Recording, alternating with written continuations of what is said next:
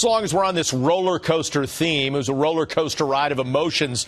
Seems day to day, and last night, those emotions were pretty good post-game, weren't they?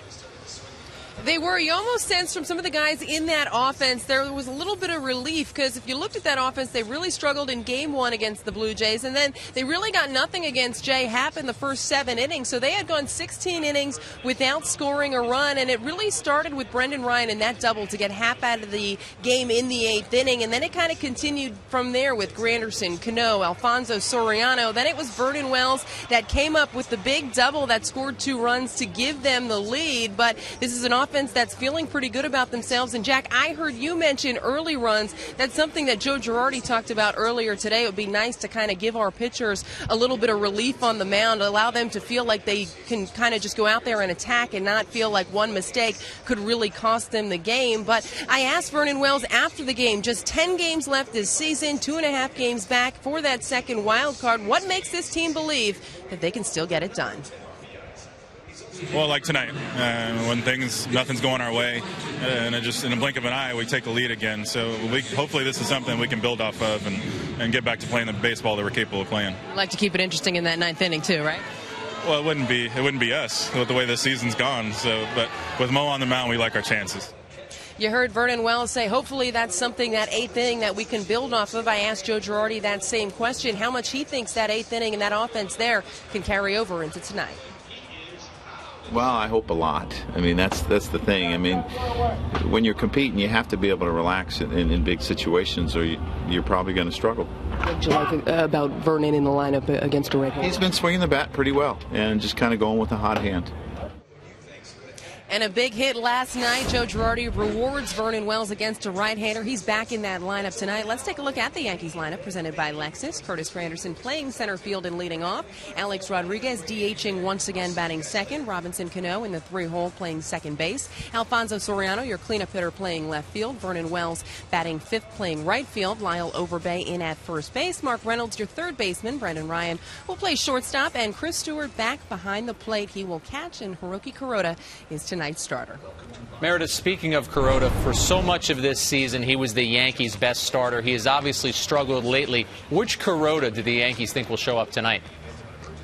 Well, they're optimistic. Joe Girardi is always a guy that's going to be eternally optimistic, believing in his players and believing he can get the most out of them. But if you look at Kuroda the last couple of starts, he's really struggled early in games, Jack. And you mentioned him throwing a lot of pitches, but also not really knowing what he can count on, what he can go to, and what he can rely on. He's going to need to figure that out faster tonight if he's going to have success. Now, I will say this about Hiroki Kuroda. It seems as though regardless of what happens in those early innings, he has been able to give them a little bit of length. He's gone at least 6 innings in 4 out of his last 5 starts, so they're hoping he can duplicate that, but he can't give up the long balls like he has in the past. Also, if you look at him against AL East opponents, last 10 times out, he's just 1-7 with an ERA over 5, so it doesn't seem as though he's the same pitcher. He's a guy that relies so much on location, and if he doesn't have a good feel of his pitches early, you really wonder how long Joe Girardi is going to be able to stick with him if he can't fight through it in that first and that second inning. But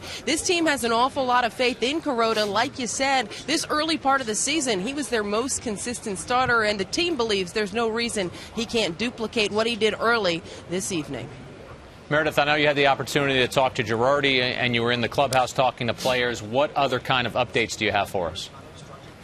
Well, you have Brett Gardner. He's really not doing too much. Joe Girardi optimistic that he'd at some point in time be able to get him as a pinch runner. But Gardner said the other day, look, I think I'm going to need to be 100% before I can even start running or doing anything. So the next step for him would be to ride the bike a little bit, and that'll come in the near future. But still a long shot for him to make it back this season. There is some good news as far as the bullpen is concerned. I told you yesterday that Boone Logan threw a 30-pitch bullpen session. He felt fine today, so it looks as though he'll be available come Friday out of the bullpen, giving Joe Girardi some more options as far as a left-hander is concerned. And Austin Romine, still battling those concussion symptoms, is feeling better, is doing a little bit more, but doesn't want to hurt this team by telling him he's okay and then he can't go out there and catch 9 innings. So he's kind of day-to-day right now, but is improving slowly but surely. Well, speaking of day-to-day, Girardi's done that well when it comes to dealing with all these injuries.